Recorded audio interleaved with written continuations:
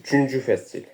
Meymun zodiakın digər bürclərinin cazibəsinin təsiri altına düşmüş. O özünün sağlam düşüncəsi və məntiqini tətbiq etməklə istənilən vəziyyətdən çıxa bilər. Şərq ulduzu falından. Vyacheslav Yevgeniyevich Melentiyev iri buynuzvari eynəkli, baxışlarının nuru bir qədər sönmüş və üz cizgiləri ağır və kobud olan yaşlı adam idi. Melentiyev uzun müddət ölkənin ucqar şimal ərazisində işləmiş və şəhər prokurorluğuna yalnız 10 il bundan əvvəl keçmişdi. 33 yaşı olsa da öz yaşından böyük görünürdü. Bəlkə də bunun səbəbi onun xidmətinin xarakterinə görə ən ucqar olan regionlara səfər etmək məcburiyyətində qaldığı bir müddətdə şimalın çox şiddətli küləyi ilə sərt şaxtasının təsirindən sonra iz buraxmış qırışlardan kəsik-kəsik olmuş benzində idi. Və ya onun vaxtından əvvəl çalışması və hazırda 60 yaşlı bir görkəm almasında idi. Yaxud onun yarım ildən sonra pensiya çıxmağa hazırlaşmasında və iki nəvəsinin də ona baş çəkəcəyi şəhərdən kənardakı bağ evində məskunlaşmağa bəl bağlamaqla heç bir şeyə təəssüflənməməsi və heç bir şey arzulamamasında idi. Gününüz xeyir deyə o yenicə təşrif buyurmuş diplomatların əlini sıxmaqla onlarla salamlaşdı. Sergey Əliyev ilə o artıq tanış idi. Digər şəxsi isə o ilk dəfə idi ki, görürdü. Müslüm Səfərov deyə otağa daxil olan şəxs özünü təqdim etdi. Buyurun, əyləşin, deyə Melentiyev əli ilə stula işarə etdi. Müslüm gözəl addır. 60-cı illərdə mənim boybaşa çatdığım Rostovda hər kəsin sizin müğənniniz Müslüm Maqomayevdən ötürü dəli divanə olduqları vaxt mən hələ balaca oğlan uşağı idim. Anam mənə onun konsertinə bilet almaq üçün düz 4 saat növbədə dayandığını nağıl edirdi. Bu müğənni o vaxt çox məşhur idi. O elə indi də məşhurdur deyə Melentiyev dilləndi. Baxmayaraq ki, artıq 40 ildən çox vaxt keçib və mənim anamın artıq 70-dən yuxarı yaşı var. Məni babamın şərəfinə belə adlandırıblar, deyə Səfərov məlumat verdi. Yeri gəlmişkən, Müslüm Maqomayev də bu adı Azərbaycanda müasir musiqinin banilərindən biri hesab olunan babasının şərəfinə veriblər. Bakıdakı Filarmoniya onun məşhur babasının adını daşıyır. Çox maraqlıdır, deyə Melentiyev onunla razılaşdı. Nə isə içəcəksiniz, çay və ya qəhvə. Qəhvə. Heç bir şey deyə Müslüm dilləndi. O müstəntiqin xoşa gəlməz söhbətə başlamağı hər vəslə uzatdığını dərk edirdi. O yanında əyləşmiş Sergey Əliyevə nəzər yetirməklə sanki ona söhbətə başlamasını təklif etdi. Bizim diplomatımız Bakıdan buraya bu işin istintaqı vaxtı yarana biləcək bütün məsələləri yoluna qoymaq üçün gəlib, deyə Sergey mətləbə keçdi. Mən həmçinin cəsədin vətənə göndərilməsini də nəzərdə tuturam.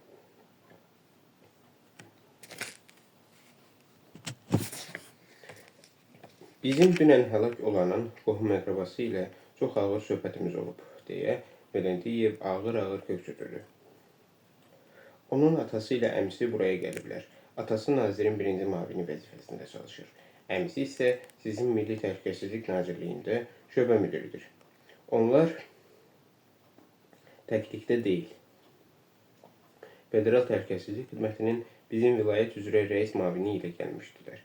Mənim dünən hansı bir təzyiq ilə üzləşməyimi təsəvvürünüzə belə gətirməzsiniz. Məni hətta şəhər prokurorluğuna da çağırmışdılar. Lakin mən istintaqın başa çatmasına qədər onun cəsədinin ekstradisiya olunmasına izin verə bilmərəm. Məgər sizin əlavə ekspertizaya ehtiyacınız ola bilər, deyə Səfərov dəqiqləşdirdi. Zənnimcə, patoloqonatomlar artıq ilk müayinə vaxtı zəruri rəyi təqdim etməlidirlər. Biz də diplomatımızın cəsədini geri ala bilərik. Bizdə şübhələr meydana çıxıb, deyə Melenkov etirazını bildirdi. Siz yəqin ki, artıq sizin diplomatınızın bıçaq zərbəsindən deyil, böyük qan etkisindən həlak olduğunu eşitmisiniz. Mən onun vaxtında kömək alması təqdirində sağ qalıb qalmayacağını dəqiqləşdirmək üçün ikinci ekspertizanı həyata keçirmək istəyirəm. Nə üçün? Belə olan təqdirdə qətlə cəhd maddəsi ilə deyil, insana ağır bədən xəsarətləri yetirilməsi və lazımi köməyin göstərilməməsi maddəsi ilə ittiham irəli sürmək olar. Siz məni anlayırsınızmı? Sizinlə bir neçə peşəkar terminlə danışdığıma görə üzr istəyirəm. Mən hər şeyi başa düşürəm. Müslüm qəmgin surətdə cavab verdi. Mən ixtisasca hüquqşünasam. Ancaq nə üçün siz ittihamı dəyişdirməyə qərar almışsınız? Olmaya sizin artıq konkret olaraq şübhələndiyiniz şəxs peyda olub. Və ya siz hər hansı bir konkret şəxsə qətl ittihamını irəli sürmək üçün maddəni dəyişdirmək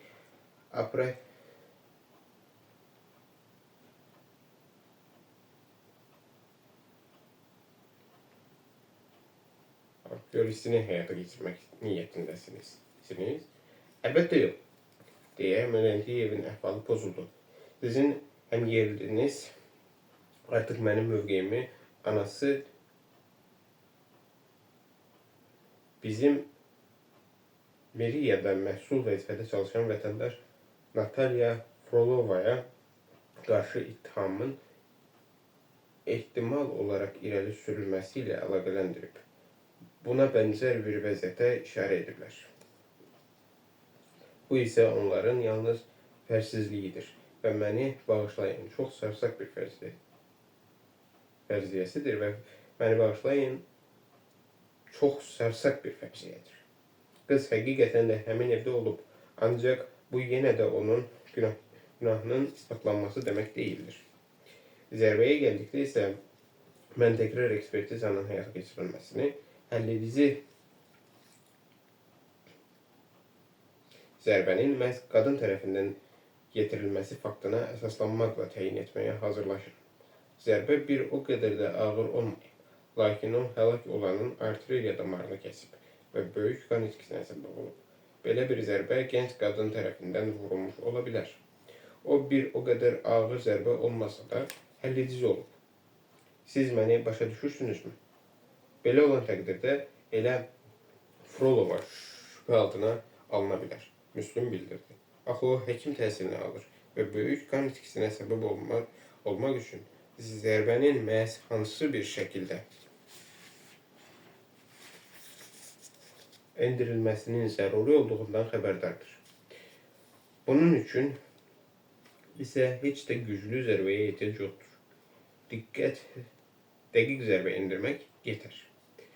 İndi mən sizin həqiqətən də hüquqşünas olduğunuza əmin oldum, deyə Melenkov söylənilənlərlə razılaşdı. Lakin bu da hələ heç nəyi isbat etmir. Zərbə təsadüfən də endirilmiş ola bilər. Sizə ki, konkret qərəzli şəxslərin mətbəx bıçağı ilə zərbə endirmədiyi yaxşı məlumdur. Belə olan halda qatil öz şəxsi silahını və yaxud öz bıçağını özü ilə birlikdə getirir. Mən hələ qatilin cinayəti törətdikdən sonra silahını özü ilə birlikdə götürməsindən bəhs etmirəm. Qatil hadisə yerinə dəfələrlə baş çəkib və məhz nədən istifadə edəcəyini də bilib, deyə Müslüm həmsöhbətinin səs tonuna uyğun bir şəkildə söhbətinə davam etdi. İstənilən halda mən sabah ikinci ekspertizanın həyata keçirilməsini təklif etmişəm, deyə müstəntiq davam etdi və biz artıq axşam nəticələri əldə etmiş olacaq. Heç bir gözlənilməz hadisə baş verməzsə, siz artıq birisi gün cəsədin təyyarə ilə aparılması üçün lazımi sənədlərin tərtib olunmasına başlaya bilərsiniz. Qorxuram ki, bu onun qohumları üçün həddən artıq uzun bir müddətdir, sevgiyi donquldandı. Bəlkə biz sənədləri tərtib etməyə başlamaqla cəsədi elə bugün axşam təhvil alaq. Sizin buna macal tapacağınıza əmin deyiləm, deyə Melendi quru tərzdə dilləndi. Hazırda günorta saat 4'dür.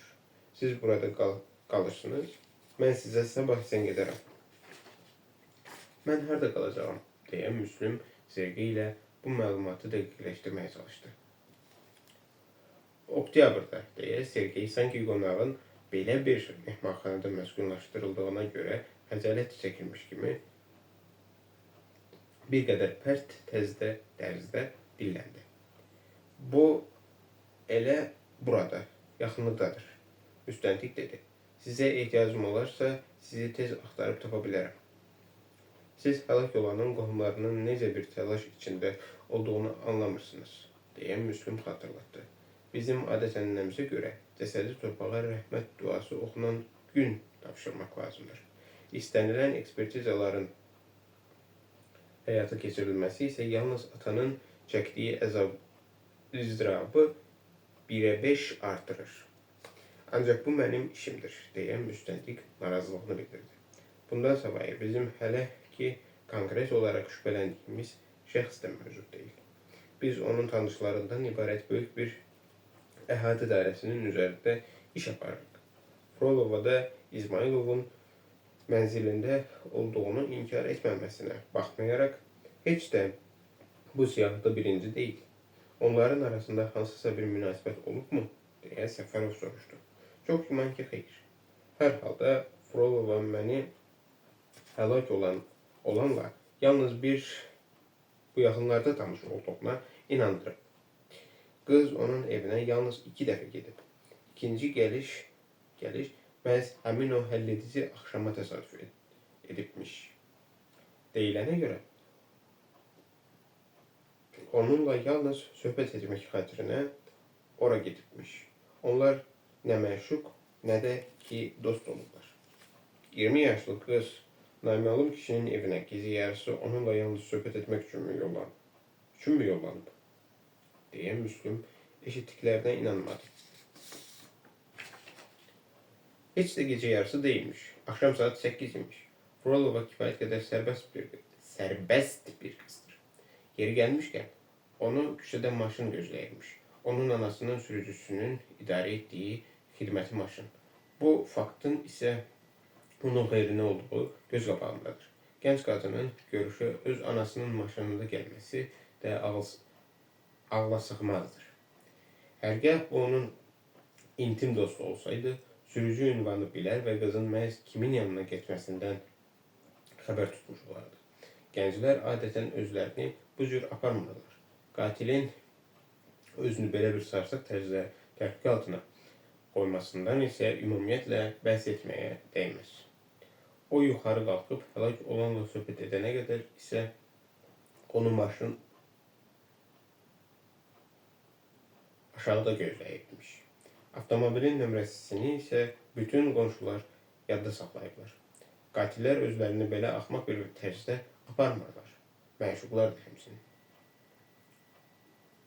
O vaxt onlar nə barədə söhbət ediblərmiş, deyə Müslüm soruşdu.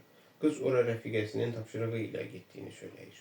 Lakin anasının onu dilə tutması və mənim xahişlərimə rəğmən onun adını çəkmək istəmir. Bunun ona ait bir sir olmadığını zənn edir. Hər halda o mənzildə olması faktını da gizlətmir.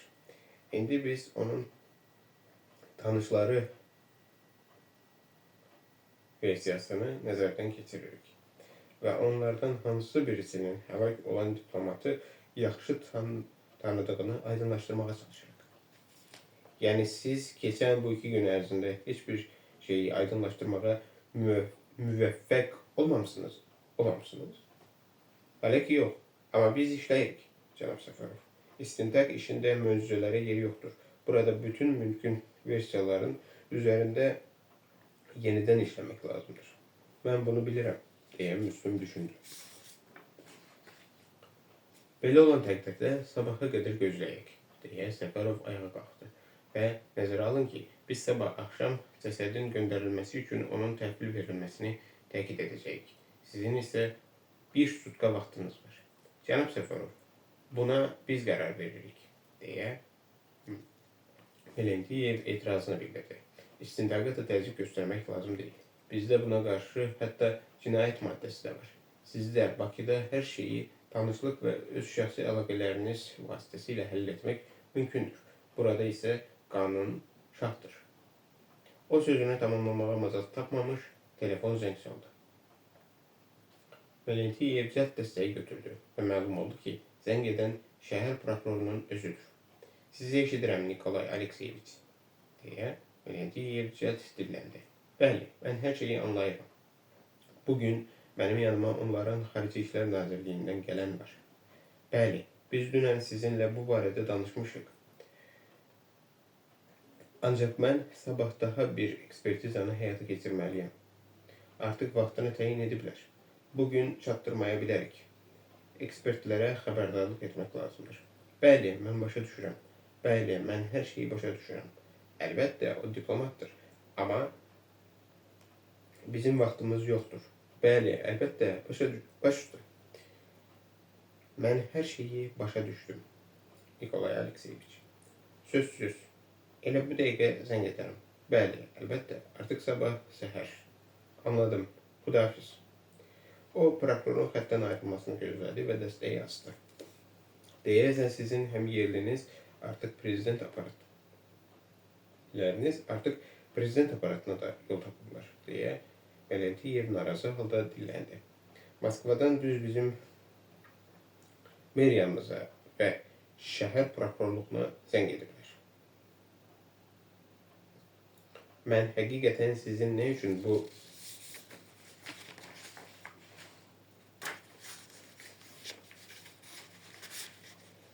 cür gərəksiz ajotaj yaratmağımızın səbəbini anlamam. Xülasə, mən bizim prokurorun sərəncamını aldım. Təkrar ekspertizanı elə günü bugün keçirəcəyik. Sabah isə artıq sənədləri tərtib etməyə başlayarıq. Səfərov onun hal-hazırda müstəntiqə elə onun tərəfindən bir dəqiqə əvvəl işlənən kəlmələri xatırlatmağın düzgün olmadığını düşündü. Valentiyevin məzmun bir görkəmi vardı. Bizim ənənələrimizi də başa düşmək vacibdir, deyə Müslüm mülayim bir tərzdə vurğuladı. Oğlunu itirən atanın dərdini də həmçinin. Yaxşı, kifayətdir, deyə Valentiyev onun dediklərinə laqeyd yanaşdı. Siz artıq öz istədiyinizə nail oldunuz. Sizə bundan artıq daha nə lazımdır? Məni buraya bizim fəaliyyətimizin birbiri ilə uzlaşdırılması üçün yollayırlar, deyə Səfərov xatırlatdı. Və nə qədər ki, siz istintaqı yekunlaşdırmamışsınız, mən Sankt-Peterburqda qalmaq niyyətindəyim. İstintaqı təzyiq göstərmək üçün hər dəqiqə başı da öz əlaqələrinizdən istifadə edəcəksiniz, deyə Valentiyev qəzəbli bir tərzdə maraqlandı. Sizə cinayət Pressual məcəlləsinin nə olduğu məlumdur. Bir balaca təsəvvürüm var. Sizə heç bir əks təzyiqdən yararlanmayacağıma da söz verirəm. Mən ki, sizə ixtisasca hüquqşünas olduğumu demişəm. Mən buraya sizə yalnız kömək etmək üçün gəlmişəm. Biz kənar köməyə ehtiyac duymuruq, deyə müstəntiq onun sözünü yarımçıq kəsdi. Ümidvaram ki, siz də bizim istintaqımızın bütün mürəkkəbliyini anlayırsınız. Məni bağışlamağınızı xahiş edirəm. Mən işləməliyəm.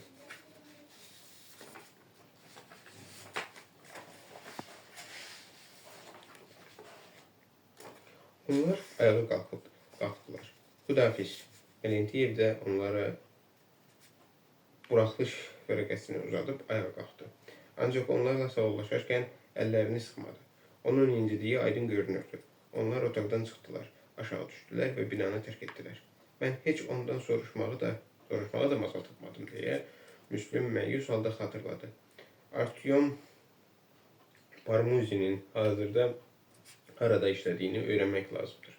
Deyəsən bizim 2 il bundan əvvəl birgə işlədiyimiz həmin prokurorun adı elə bu cür idi. O hələ ki gənc olmalıdır. O vaxt mənim 36, onun isə bir qədər az yaşı vardı. 32 və ya 33 olardı. Maraqlıdır, görəsən indi Parmuzin harada işləyir? Bir dəqiqə gözləyin, Sergey, deyə Səfərov ondan xahiş edərək yenidən binaya qayıtdı. O öz pasportunu növbətçiyə göstərdi. Mən elə indicə buranı tərk etmişəm, deyə o zabitə xatırlatdı. Xatirimdədir, deyə. Lakin yenə də yeni buraxılış vərəqəsi lazımdır, deyə zabit ciddi bir tərzdə bildirdi. Hətta diplomat olsanız da. Yox, siz məni başa düşmədiniz. Mən yenidən binaya daxil olmaq niyyətində deyiləm. Mənə sadəcə Artyom Parmuzinin harada işlədiyini dəqiqləşdirmək lazımdır. Burada arayış vermir, deyə zabit dilləndi. Verilmir. Üzr istəyirəm. Əlbəttə, mən hər şeyi başa düşürəm. Bəs sizin yanınızdan Vyacheslav Yevgeniyevich Melentiyevə zəng etmək olarmı? Mən elə indicə onun yanından çıxmışam. Xeyr, buradan zəng etmək olmaz. Bağışlayın, bizim öz qanunlarımız var. Müslüm maşına qayıtdı. Sizdə Melentiyevin xidmətçi telefonunun nömrəsi varmı? Deyə o Sergeydən soruşdu. Əlbəttə var. Onu mənə verin, deyə xahiş etdi. Sergey ona öz telefonunu uzatdı. Birinci nömrə onundur. Düyməciyi basıb onunla söhbət edə bilərsiniz. Mən ona sizin buraya düşməyinizdən sonra bizim görüşümüzü təsdiqləmək üçün zəng etmişdim. Öz telefonunuzla zəng etməyinizə də lüzum yoxdur. Bu çox bahadır. Mənim isə telefonum yerli tariflə işləyir. Oldu, təşəkkür edirəm. O təkrarən Melentiyevin telefon nömrəsini eşidirəm, deyə müstəntiq cavab verdi. Sizi yenidən narahat etdiyimə görə üzr istəyirəm, deyə Müslüm dilləndi. İş burasındadır ki, mən buraya 12 il bundan əvvəl bir dəfə də gəlmişdim. O vaxt sizin şəhər prokurorluğunuzun əməkdaşı Artyom Parmuzinlə görüşmüşdüm. O müstəntiq idi. Siz onun hazırda harada işlədiyini bilirsinizmi? Cavab olaraq müstəntiqin dərindən köks ötürməsi eşidildi. Alo, siz məni eşidirsinizmi? Deyə Səfərov təəccübləndi. Müstəntiq Artyom Parmuzin 94-cü ilin noyabr ayında qətl yetirilib. Təxminən 10 il bundan əvvəl, deyə Melentiyev pərt bir tərzdə dilləndi. Siz daha kiminsə barəsində məlumat almaq istəyirsiniz? Xeyr, lakin bu necə baş verib? Onu nə üçün öldürüblər?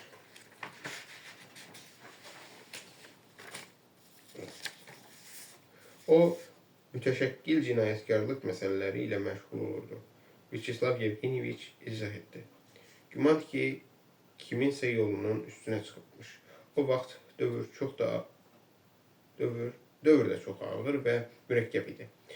Onu evinə yaxınlaşarkən atəşə tutublar. Əgər bu sizin üçün maraqlıdırsa, onun qatilini tapmadılar. Onun gənc arvadı və oğlu var idi, deyə Müslüm xatırladı. Yox, 2 oğlu var idi. Onun həyat yoldaşı ilə 2 oğlu var idi. Mən onların evinə qonaq olmuşdum. Ola bilər, mən onunla yalnız 6 ay işləmişəm və biz kifayət qədər yaxından tanış deyildik. Üzr istəyirəm, mən hazırda çox məşğulam. Hə, əlbəttə, bağışlayın. O aparatı Sergeyə qaytardı və avtomobilin salonuna əyləşdi. Yenə nəsə olub, deyə Sergey dəqiqləşdirdi. Olub, bir tanışım barəsində məlumat almaq istədim. Biz onunla 92-ci ildə birlikdə işləmişdik. Sən demə, onu 9 il bundan əvvəl qətlə yetiriblər. Onun füsunkar arvadı və 2 oğlu var. Mən onun artıq çoxdan həlak olduğunu təsəvvürümə belə gətirmirdim. Burada 90-cı illərin əvvəllərində tam özbaşınalıq hökm sürürdü, deyə avtomobili idarə edən Sergey dilləndi. Mən hələ indiyə qədər də onların ümumiyyətlə bütün bunlara tab gətirib necə sağ qaldıqlarını başa düşməkdə çətinlik çəkirəm. Bizdə də vəziyyət yaxşı olmayıb, deyə Səfərov qaşqabaqlı halda vurğuladı. Lakin ümumi qarmaqarışıqlıq dövrü sizdə bizdəki qədər çox davam etmədi, deyə Sergey etirazını bildirdi. Burada isə bütün 90-cı illər insanlar üçün əsl sınağa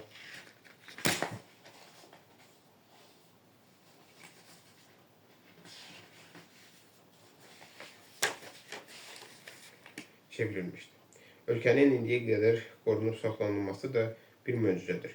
Əvvəlcə bütün respublikaların ayrılması ilə müşahid olunan Sovet İttifaqının süquta uğraması. Sonra isə həmin o qaydar islahatları. İndi isə onların öz arsızlığına görə düşünülməmiş və müthiş olduğunu yazırlar. Canlı adamları isə o vaxt heç hesaba da almırdılar. Hər şey hansısa ölü sxemlər üzrə həyata keçirilirdi. Sonra isə bu çöllərlə olan həmin yalan və həmin o soyğuncu özəlləşmə. Qara çərşənbə axşamları və qara cümələr. 93-cü ilin çevriliş cəhdləri, Çeçenistanda 2 müharibə, insanların küçələrdə milisin düz gözü önündə qətlə yetirildikləri 90-cı illərdəki banditizm azğınlığı, Yeltsinin ağır xəstə olmasına və onun sonradan ayağına yazılan o qədər səs faizi qazanmasına baxmayaraq,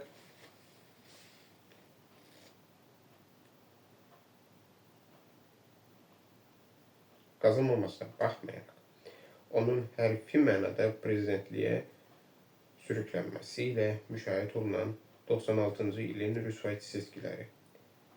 Ən nəhayət, Avqust defoltu və Rusiyadakı evlərin partladılması. Mən doğrudan da bəzən Rusların dözümünə heyrətlənirəm. Bu elə bir qeyri-adi xalqdır ki, Yeltsin kimi bir prezidentə tab gətirmək istənilən digər ölkədə onu çoxdan qovardılar. Siz mənim ona nə üçün belə nifrət bəslədiyimi bilirsinizmi? 94-cü ildə bizim qoşunlarımız Almaniyanı tərk edirdilər. Ola bilsin ki, siz bunu xatırlayırsınız. O vaxt Yeltsin sərxoş olana kimi içmiş və Almanların rəsmi məmurlarının qəhqəhəsi altında Alman orkestrinə dirijorluq etmişdi. Bax, bunu mən ona heç vaxt bağışlamayacağam. Mənim nənəmin Leningradın mühasirəsi vaxtı 4 qardaşı ilə bacısı həlak olmuşdu. Nənəm həmişə onların necə həlak olduğundan danışardı. Mənə də onun kiçik qardaşının şərəfinə Sergey adını qoyublar. Onun cəmi 6 yaşı vardı və aclıqdan ölmüşdü. Bax, burada, bu şəhərdə biz müharibədəki bu qalibiyyəti elə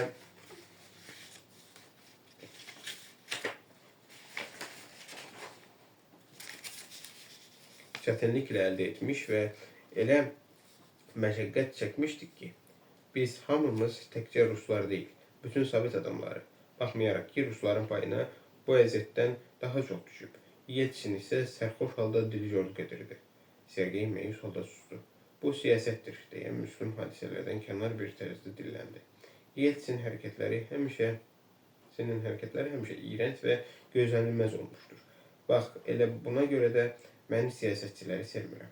Sergey ona bir qədər heyrətlə nəzər saldı. Məgər biz siyasətlə məşğul olmuruq, deyə o soruşdu. Mənsə bütün bunlarla məhz diplomatların məşğul olduğunu güman edirdim.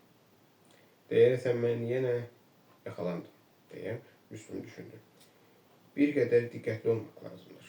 Diplomat heç də siyasətçi deyil, deyə o itirazını bildirdi. Biz yalnız xarici siyasət üzrə müəssisəmizin əməkdaşı qismində çalışırıq. Siyasətçilər isə prezidentlər, baş nazirlər və deputatlardır. Bizim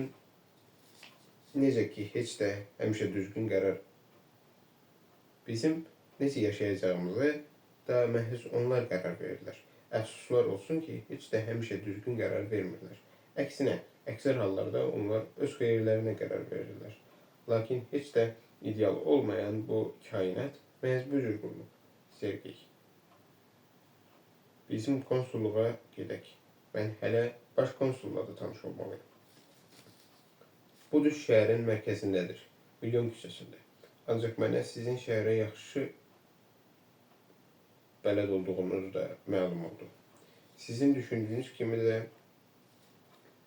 bələd deyiləm, deyə Müslüm etiraz etdi. İlk dəfə mən buraya 24 yaşında gəlmişəm. Bu isə uzaq 80-ci illərdə baş verib. Sovet İttifaqının olimpiyadanı öz vətənində qəbul etdiyi dövrdə. Mənim o dövrdə cəmi 2 yaşım tamam olmuşdu, deyə Sergey gülümsədi. Mən bu olimpiyadanı yalnız sənədli filmlərdə görmüşəm. Siz ilk dəfə məhz bu vaxt buraya gəlmişsiniz. Bəli, o vaxt bu şəhərin adı Leningrad idi. Meymun ili Leningrad. İyul 1988-ci il. Müslüm o vaxt Leningrada 3 günlüyə gəlmişdi. Hər şey bu iyul günlərindən çox əvvəl baş vermişdi. 80-ci illərin əvvəllərində Sovet İttifaqında 50-ci, 60-cı illərdə anadan olmuş çağrışçıların sayının kəskin tərzdə azalması ilə müşahidə olunan müharibənin acınacaqlı nəticələri özünü büruzə verməyə başladı. Axı bunlar böyük vətən müharibəsində həlak olmuş atalar nəslinin övladları idi. Və bu kimi demoqrafik şalaya bənzər ikinci dalğa məhz bu dövrə təsadüf etdi. O vaxt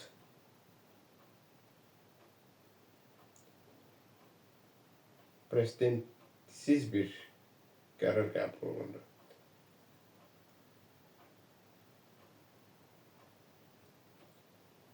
Ali tədris müəssisələrini bitirməyə macal vermədən hətta tələbələri belə orduya çağırmağa başladılar. Bir neçə il sonra bu cür metodun nə qədər zərərli olduğunu anlayan hökumət bu qanunu ləğv etdi. Nəticədə isə ölkədə artıq minlərlə alim, riyaziyyatçı, bioloq və kibernetiklərdən məhrum oldu. Minlərlə natamam savadlı əsgər isə təhsilini yarımçıq qoymuş. Tələbələri əvəz edə bilmədi. Onlar orduda xidmət göstərdikdən sonra dərsləri ilə artıq əvvəlki çalışqanlığı nümayiş etdirmir və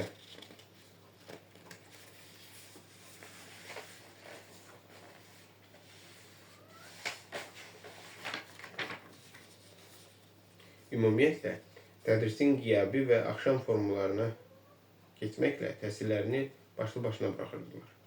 Lakin Müslüm Səfərovun hüquq fakültəsini bitirdiyi 78-ci ildə bu kimi yenilik nəzərə çarpmırdı və bütün tələbələr zabitlərin çağırış siqnalına yalnız hərbi kafedralarda təhsil aldıqdan sonra cəlb olunurdular. Səfərov təqdim nəticəsində o vaxt post tutqucusu adlandırılan qapalı tipli müəssisələrin müəssisənin hüquq məsləhətçisi vəzifəsinə təyin olundu. Yarım ildən sonra isə onu 2 il zabit kimi xidmət göstərməyə borclu olduğunu güman etməklə onu orduya leytenant kimi çağırdılar. Məhz elə o dövrdə hərbi xidmətə getməzdən əvvəl o dostu Valera ilə birlikdə Leningrada yollanmağa qərar aldı. Səfəri Valera nəzərdə tutmuşdu. O, nənəsinin yaşadığı Vilnius'e bir günlüyə baş çəkməli idi. Oradan isə o, Müslümə Leningrada yollanmağı təklif etdi. Valera'nın qohumu Leningrad mehmanxanalarının birində işləyirdi və onlara mehmanxanada 3 günlük lüks yer təşkil edəcəyini vəd etmişdi. Artıq fərqli bir dövrdə anadan olmuş gənclərə keçmiş Sovet İttifaqında mehmanxanalarda hətta adi 2 yerli otaqlara yerləşməyin müşkül olmasına və sihirli Rom kəlməsini işlətmədən hər hansı bir mehmanxanada məskunlaşmağın qeyri-mümkün olduğuna inanmaq çox çətin idi. Bəzi hallarda baron kəlməsini rüşvət əvəzləsə də orduya yenicə çağırılmış 2 gələcək zabitdə bu qədər pul hardan olsaydı. Bundan savayı bir həftə sonra Olimpiya oyunları başladı və nəinki Moskvada, həmçinin Sovet İttifaqının digər iri şəhərlərində də bütün mehmanxanalar xüsusi nəzarət altına alınacaqdı. Onlar əvvəlcə Vilnius'a yollandılar. Uzun iller geçtikten sonra da Müslüm teze bu seferi hatırlayırdı.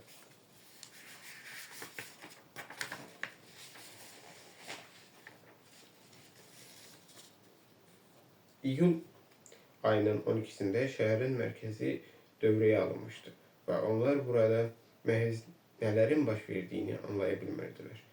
Valera'nın nənəsi ise öz nəvəsiyle onun yoldaşına büyük bir həvəslə nələrin baş verdiğini izah etti. Litviya, Moskvada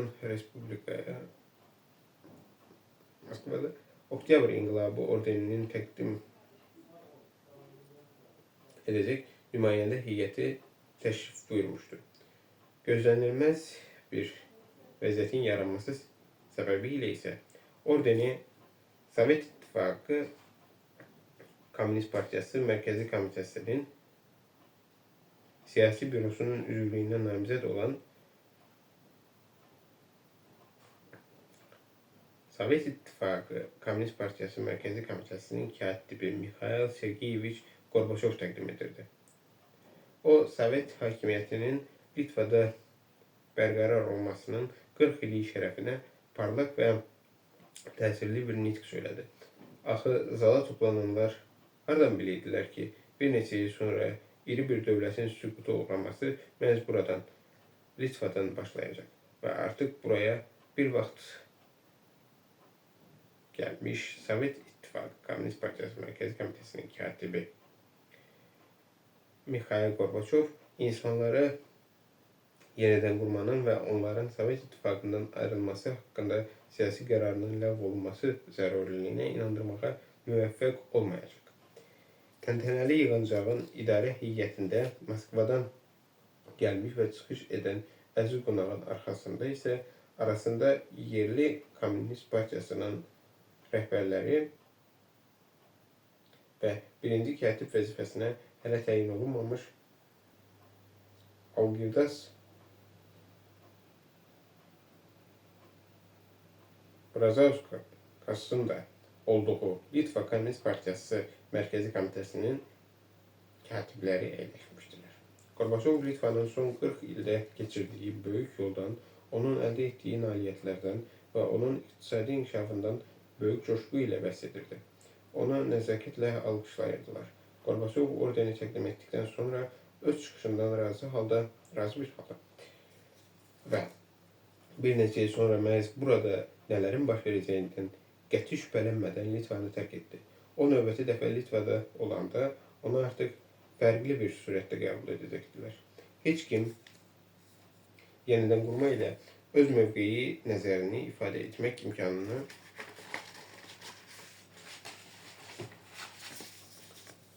məhz ölkənin yeni liderinin tutduğu yol sayəsində meydana gəldiyini də hatırlamayacaq. Gorbaçov şübhəsiz ki, tarixə islahatçı qismində daxil olmaq istəyirdi. Ancaq özünü nəinki öz ülkəsini süquta uğradan, həm də insan sivilizasiyasının inkişafını 50 və ya 100 il qədər yubadacaq dünyanın müasir siyasi quruculuğunu devirən bir dağıdıcı və məntiqsiz siyasetçi kimi gösterdi. Müslümlə Valera Vilnius'ta yalnız bir gün kaldılar. Növbəti günün səhəri ise digər qatara minib Leningrad'a yollanmaq məqsədilə Riga'ya getdilər. Bu, hərəsinin 24 yaşı tamam olan iki gəncin əyləşəcəyi əyləncəli səfər idi. Leningrad'da onlar səhər tezdən çatdılar. Şəhər onları narın yağışı və buludların arasından görünən güneşi ilə qarşıladı. Vağzaldan onlar birbaşa Valera'nın qohumunun onları gözlədiyi Moskva mehmanxanasına gəldilər. O onları pis vəziyyətdə qoymadı və həqiqətən də cavanları Aleksandr Nevski şərəfinə açılan lüks nömrə ilə təmin etdi. Bir saat ərzində onlar 2 ayaq yolusu olan 2 otaqlı iqamətgahı nəzərdən keçirir və uşaq tək şadyanalıq edirdilər. Lakin bu lüksdə, ikilikdə zövq almaq hər iki gəncə bərxərclik və sarsaqlıq kimi gəlirdi. Onlar proteinin onlara tövsiyə etdiyi şəhərin ən yaxşı kafələrindən birinə xanımların axtarışına yollandılar. Lakin burada onlar müvəffəqiyyətsizliklə üzləşdilər. Müəssisə bağlı idi. Gənclər üçün nəzərdə tutulmuş digər kafedə isə onlar ümumiyyətlə əbəs yerə 3 saat oturdular. Burada elə bir siqaret dumanı çökmüşdü ki, sıx dumanın içindən nəyi isə seçmək belə qeyri-mümkün idi. Məyus və əldən düşmüş dostlar hansısa bir qalyanaltıda nahar etdilər və yenidən onlarla birlikdə şam etməyə nəzakətlə razılıq verən, bütün gecəni rəqs edən, şampan şərabı ilə meyvə şirəsi edən, sonra isə onlarla xoş sifətlə sağollaşaraq yollarına davam edən iki yerli qızı tapana kimi macera axtarışına çıxdılar. Hər iki gənc qadın yerli idi və cənubdan gələn iki küçmək ilə heç bir yerə getməyə razılaşmırdılar. Onlar yalnız vaxtlarını xoş keçirmək niyyətində idilər. Taqətdən düşmüş və məyus Müslümlə Valera iri otaqlarına qayıtdılar. İndi bu otaq onları yalnız qızıqlandırırdı. İlk gün və ilk gecə itirilmişdi. Bundan savayı isə onlar bugünkü şam yeməyinə də kifayət qədər çox pul xərcləmişdilər. Növbəti gün səhər yeməyini yedikdən sonra onlar yenidən ova çıxdılar. Otelin özündə də onlarla müəyyən məbləğə vaxt keçirməyə razılıq verən istənilən sayda qadın tapmaq olardı. Lakin gənclər heç bir vəclə bu qədim peşənin nümayəndələri ilə görüşmək istəyində deyildilər. Bu kimi görüşlər üçün isə bu iki gənc qanmazın haqlı olaraq düşündüyü kimi heç də belə bir iri, lüks otaq tutmaq lazım olmazdı. Bunun üçün 2 paylı otağa malik olmaq kifayət edirdi. Onlar isə müəyyən təəssürat oyadacaqları qızlarla birlikdə romantik görüş keçirmək istəyirdilər. Günorta onlar işə, xəstəxanadakı 2-ci növbəyə tələsin. Sən və axşam onlara mütləq zəng edəcəklərini vəd edən iki gənc qadınla tanış olmağa müvəffəq oldular.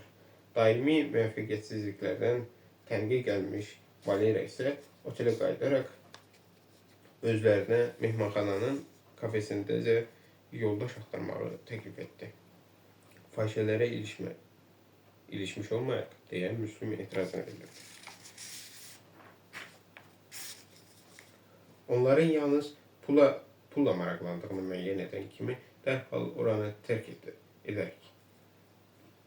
Belə xanımlar bizim nəyimizə gərəkdir? Onları istədiyin yerdə tapa bilərsən, deyə Valera bu fikri rədd etdi. Uzun illər keçdikdən sonra Müslüm onların bu axtarışını təbəssümlə xatırlayırdı. Onların kifayət qədər vaxtı yox idi.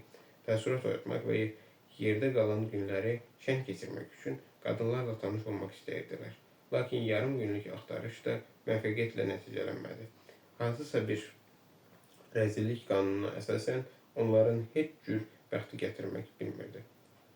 Mehmanxananın kafesində isə demək olar ki, bir insan cinsi də gözə dəymirdi. Onlar küncdə əyləşərək özlərinə 2 fincan qəhvə sifariş etdilər. Masanın arxasında yalnız 2 cütlük əyləşmişdi. Küncdəki masanın arxasında isə bir neçə əcnəbi vətəndaş şam yeməyi yeyirdilər. Harayasa getmək lazımdır, deyə Müslüm təklif etdi. Bu lüksu da təhvil vermək lazımdır.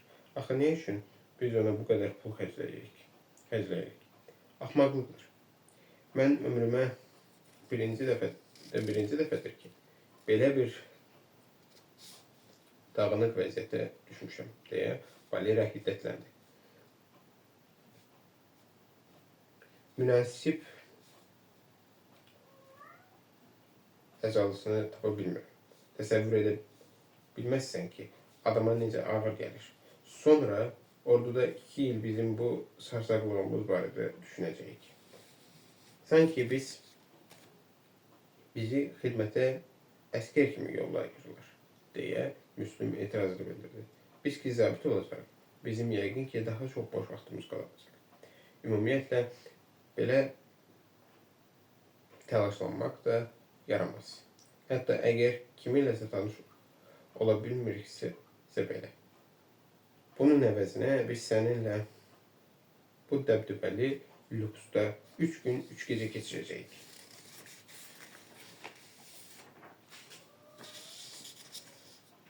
Axı lüks bizim ikimizin nəyinə gerek? Deyə Valera daha da qəzəbləndi. Kafeyə, barın piştaxtasına yaxınlaşaraq bir fincan qəhvəni sifariş edən naməlum bir qadın daxil oldu. Onun əynində boz rəngli yaxşı kostyum vardı. Əlində isə kifayət qədər bahalı çanta tutmuşdu. Gör bir necə hüsnkardır, deyə Valera naməlum qadına işarə edib heyranlıqla dilləndi. Amma heç bizim kontingentimiz deyil. Belə qadını lüksla heyrətləndirməzsən. Müslüm qanırdı.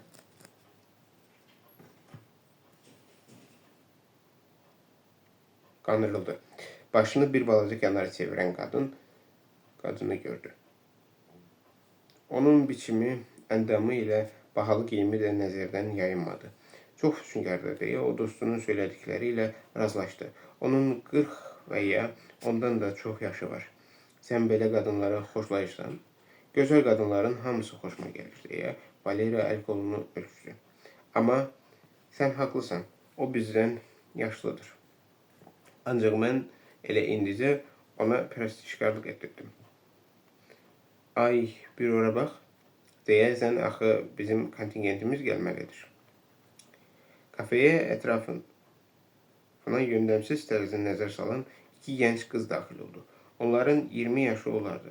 Onlar kafeyə daxil olmağa ürək etmədən utancaq bir tərzdə ətrafa boylanırdılar. Onların buraya ilk dəfə gəldikləri də hiss olunurdu. Birinin hündür qaməti, bir qədər qalın çənəsi və hörüklü uzun şabaldı saçları var idi. Digəri isə orta boydan alçaq və gəlinciyin simasına bənzər gözəl və nizli bir sarsaç idi. Qızlar qonşu masanın arxasına keçdilər və ofisiantdan onlara 2 qab salat ilə limonad gətirməsini xahiş etdilər.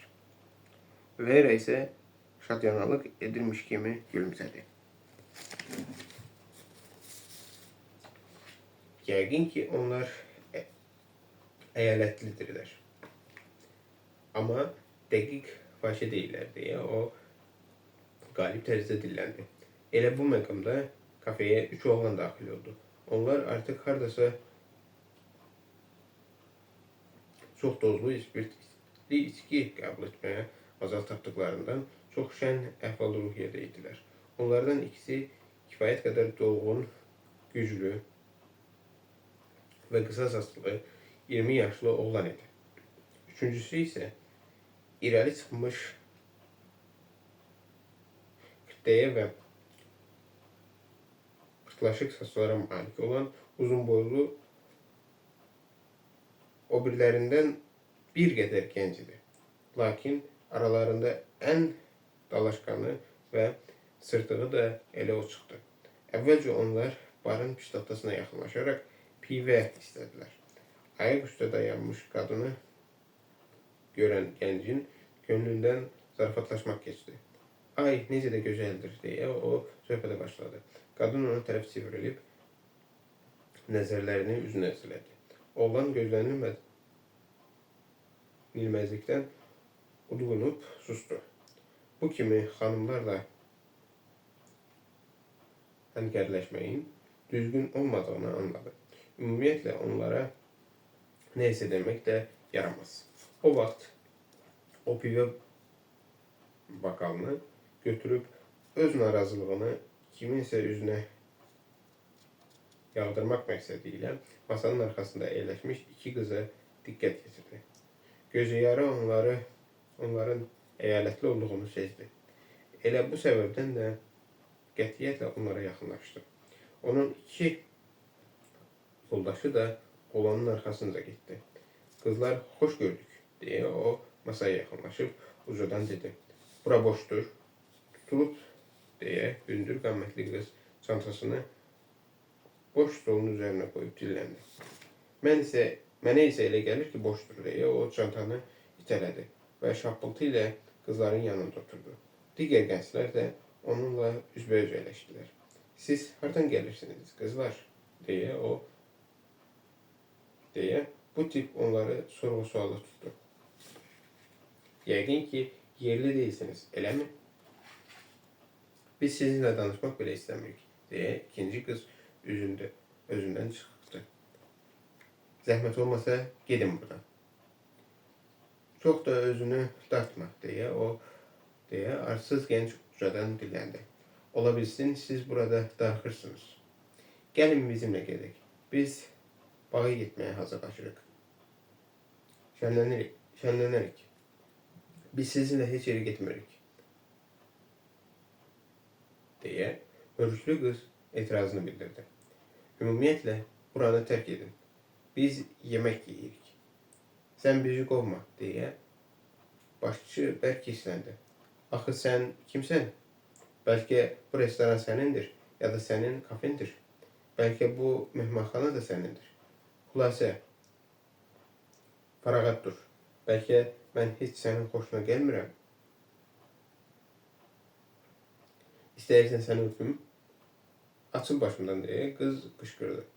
Mən səninlə birlikdə oturmaq istəmirəm. Bırax məni, biz gedirik. Necə də qanmazdır, deyə piştaxtanın arxasında dayanan qadın ucadan dilləndi. Bəlkə milis çağırırsınız, deyə o barmenə təklif etdi.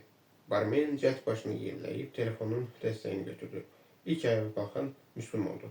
O, ürkmüş hər iki qızın gözlərinin yaşardığını gördü və bu onun söhbətə müdaxilə etməsi üçün yetərli oldu. Baş qoşma, deyə Valera onun qolundan dartdı. Bunun bizə heç bir dəxli yoxdur. Qoy məsələni özləri ayrı etsinlər. Gözlə görüm, deyə Müslüm bütün kampaniyanın əyləşdiyi masaya yaxınlaşdı. Uşaqlar, deyə o astadan dilləndi. Özünüzü belə ədəbsiz aparmayın. Yaxşı deyil. Sən kimsən belə? deyə başçı heyrətləndi. Bircə o çatmırdı ki, hansısa bir kötük bitərdə komandirlik edib bizə özümüzü necə aparmalı göstərsin. İtir buradan, sarsaq.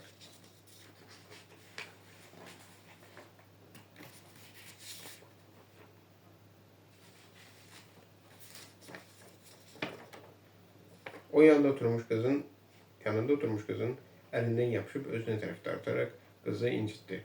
Qız ağırdan qışqırdı. Mən sizə özünüzü normal aparmağı tövsiyə etdim, deyə Müslüm soyuqqanlılıqla dilləndi. Sənsə əvvəlki kimi ədəbsizlik edirsən. Deməli, sən burada qəhrəmansan, deyə başçı ayağa qalxdı. Deməli, yaxşılıqla söz qalmırsan. O yanında əyləşmiş oğlana nəzər saldı. Oğlan onun arxasınca ayağa qalxdı. O bədəncə Müslümdən yüksəli idi. O qəfildən Müslümə zərbə indirdi. Zərbə arxadan azğınlıqla böyüklərinin üstündən vurulmuşdu. Müslüm ağırdan əyildi və ikinci zərbəni aldı. O ayaq üstə güclə dayanmışdı. Müslüm, deyə Valera da yerindən dik atıldı. Hər üç hücumcu bir anlığa geri boylandılar və bu anda kifayət etdi. Hər necə də olsa, Müslüm uzun illər boksla məşğul olmuşdu. O, hücumçunun düz almacıq sümüyünə zərbə indirdi və onu kənara atdı. Afərin, deyə barın piştaxtasının yanında dayanan Qadın ucadan səsləndi. Digər müştərilər qorxudan yerlərində donub qalmışdılar.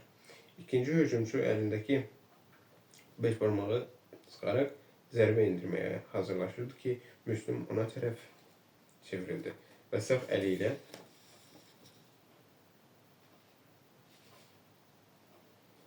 ona möhkəm bir zərbə endirdi.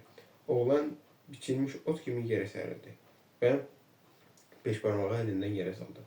Öldürəcəyim səni, deyə başçı cibindən bıçaq çıxarıb bağırdı. Barmen qorxmuş halda qışqırdı. Hamı donub qaldı. Başçı qolaylandı. Qızlar isə parlayan bıçağa qorxu içərisində baxırdılar. Müslüm zərbədən özünü qorumaq üçün stuldan yapışdı. Bıçaq oturacağa düşdü. Müslüm stulu kənara ataraq hücumçuya daha iki zərbə endirdi. O döşəməyə sərildi. Kafeye dərhal 3 milis əməkdaşı soxuldu. Tərpənməyin, deyə baş leytenant qışqırdı. Burada nə baş verir? Onlar savaşıblar, deyə müştərilərdən biri qışqırdı. Aydındır, deyə baş leytenant onlara yaxınlaşaraq başını yırğaladı. İçib qızlara görə dava salmışsınız. Sənədləriniz. Müslüm pasportunu çıxartdı. Bakıdansan, deyə baş leytenant acı-acı gülümsədi. Buraya gəlib bizi öz canım xarakterini nümayiş etdirməyi qərar almışsan. Eyib etməz. Kameralarda coşqonluğunu soyudarsan. Mənimlə gələcəksiniz. Onların heç bir təqdiri yoxdur, deyə hündür boylu qız cürətsiz bir tərzdə dilləndi. O bizi müdafiə edirdi, deyə sarsaç qız da dilə gəldi. Siz də bizimlə şahid qismində gedəcəksiniz. Bir buna bax, özünü qəhrəman hesab edir. Bir andaca 3 oğlanı yerə sərp. Dayanın, baş leytenant, deyə qadın onlara yaxınlaşaraq sərt səslə dilləndi. Mən hər şeyi öz gözümlə görmüşəm. Siz çox əbəs yerə bu gəncləri ittiham edirsiniz. Bütün günahlar hücum edənlərdədir. Onlar buraya soxulub, qızlara sataşır və söyüş söyürdülər. Mən hər şeyi öz gözümlə görüb eşitmişəm. Sizə bu biriləri xuliqanlıqlarına görə həbs etmək lazımdır. Siz kimsiniz ki, deyə baş leytenant qərəzçiliklə soruşdu.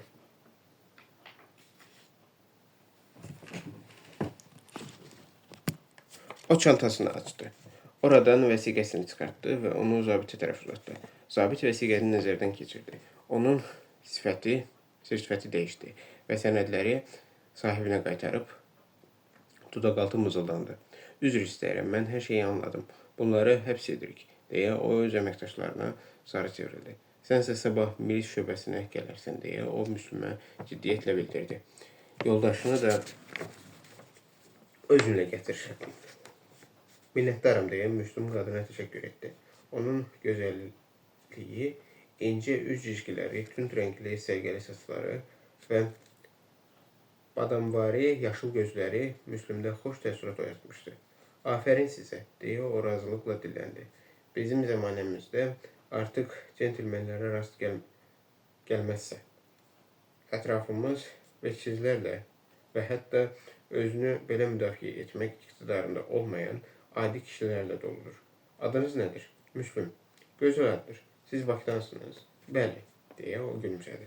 O vaxt hər kəs bu adı daşıyanın yalnız Bakıdan olacağı bəlli idi. İri bir dövlət Müslüm Maqomayevi özünə pərəstgah seçmişdi. Sizə uğurlar. Qadın çevrilərək çıxışa yollandı. Sonra Müslüm və Valera kafede qalan hər iki qızla tanış oldular. Valera bu dəfə heç də yanılmamışdı. Onlar Leningrada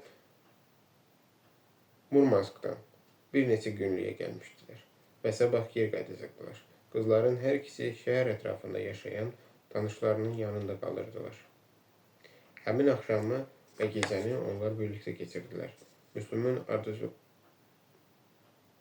olmak olarak hər üç hücumçunun necə nakavtı yolladığını xatırlayarkən onlar həm şənlənir, həm də bir qədər məzəllənirdilər. O da, Valera da, həmin qızlar da hər iki zabitin bir neçə gündən sonra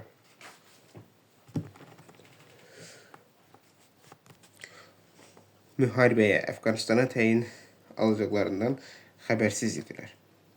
80-ci ilin 19 iyun tarixində Moskva bir sıra aparıcı ölkələrin Sovet qoşunlarının Əfqanistana soxulması səbəbilə boykot etdikləri 22-ci Olimpiada oyunları açıq elan olundu. Həmin axşam isə onların dördü də qayıqsız və xoşbəxt idilər. Gələcək həyat isə onların böyük bir bayram kimi gəlirdi. Müslüm növbəti axşam ilə növbəti gecənin onun həyatında necə bir mühüm əhəmiyyət kəsb edəcəyindən heç şübhələnmirdi də. Heç Valera da 2 ay yarımdan sonra onun bölüyünün mühasirəyə düşəcəyini, onun özü isə bu döyüşdə ağır yaralanacağını güman etmirdi. Xeyr, o Əfqanistanda həlak olmayacaq, sağ qalacaqdı. Lakin bəzən həyat ölümdən betər olur. Ağır yaralanmadan və kontusiyasiyadan sonra o hafizəsini itirəcək, keçmişi olmayan bir insana çevriləcəkdi. Və bütün bunlar 75 gündən sonra baş verəcəkdi.